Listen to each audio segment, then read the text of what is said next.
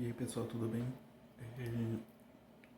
A gente vai falar um pouquinho sobre a questão falada no centro de mídias em relação aos indígenas e os escravos durante a colonização espanhola, mais focado no começo aqui acabar falando mais do Brasil.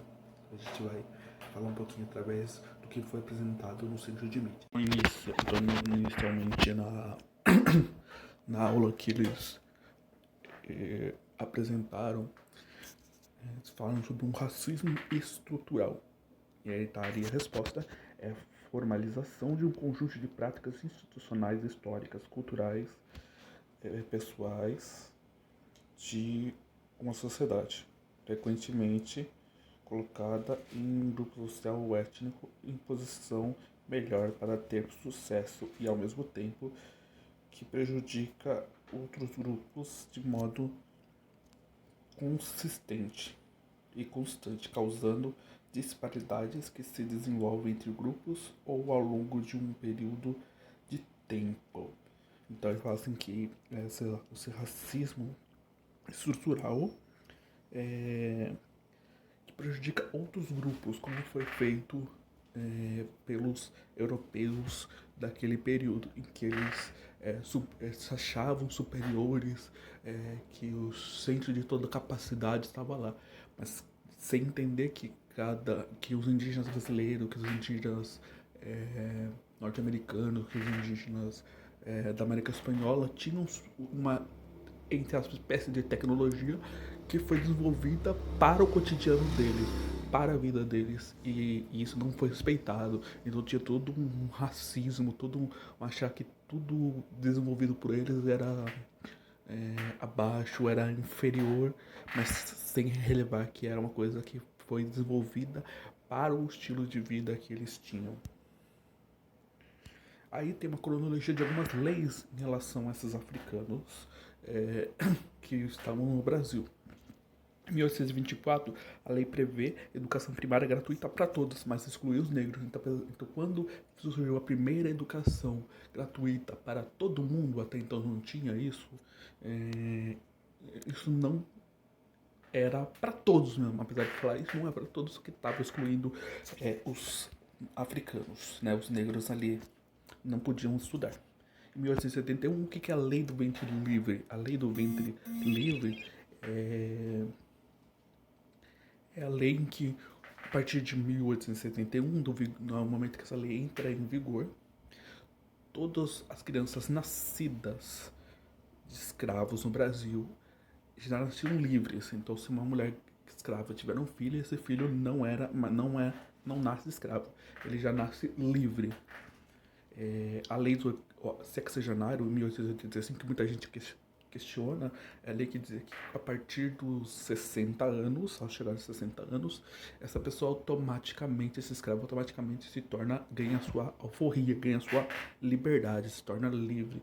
Principalmente falavam por toda a questão de vida, de trabalho, de punições, raríssima os escravos que chegavam aos 60 anos. Aí no dia 13 de maio de 1878 nós tivemos a abolição da escravatura, quando a princesa Isabel faz um documento libertando todos os escravos no Brasil. Em 1890, lei dos vadios e capoeiros. Então, a lei lá que valida, vamos dizer assim, a questão das capoeiras, só que ela só se torna uma modalidade desportiva em 1972. Entre 1937 a 1945, durante o estado do Getúlio Vargas, os cultos afros sofrem repressão. Então tem muita repressão também durante esses períodos de 37 a 45. Então, apesar de passar o tempo, ainda teve algumas situações contra os negros. Então a gente vê que, apesar da cronologia, ela chega aí a períodos mais longos do que parados no Império, na colonização. Aí está a produção da Lei Áurea, o documento assinado pela Princesa Isabel em 1888. Em questão dos indígenas, eles foram escravizados no início, depois eles não foram mais escravizados porque os jesuítas interviram, disseram que pela eles terem uma tonalidade, eles terem uma pele mais clara na visão deles, eles podiam ser salvos. Eram pessoas que não tinham alma, que eles poderiam ser salvos se fossem catequizados. Então, se eles fossem catequizados, eles tinham chance de ter suas almas salvas. Então, eles não poderiam virar escravos. A principal função dos jesuítas no Brasil então era evangelizar, catequizar e tornar cristãos os indígenas que habitavam essas terras. A Companhia de Jesus havia sido fundada em 1564 pelo militar Santo Inácio de Loyola, no contexto da Reforma e da Contra-Reforma.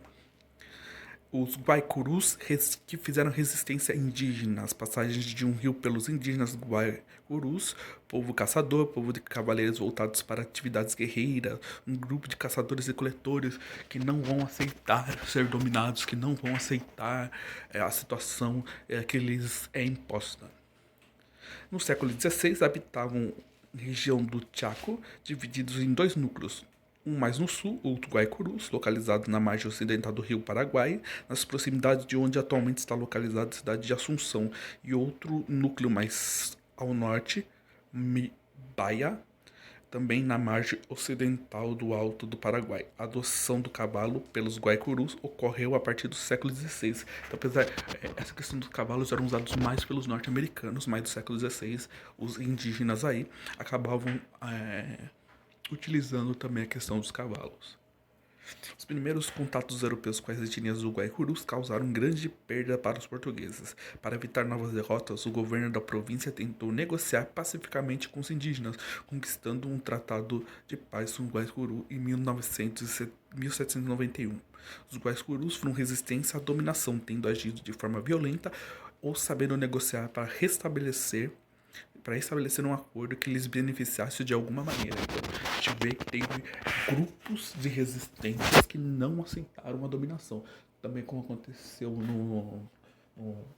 na América Espanhola, também aconteceu aqui na América Portuguesa.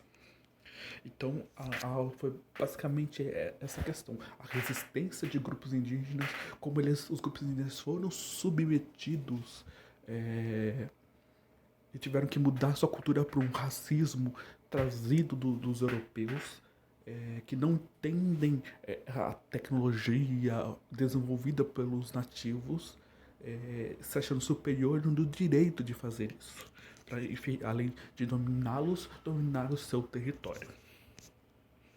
Espero que vocês tenham entendido e a gente se vê na próxima aula.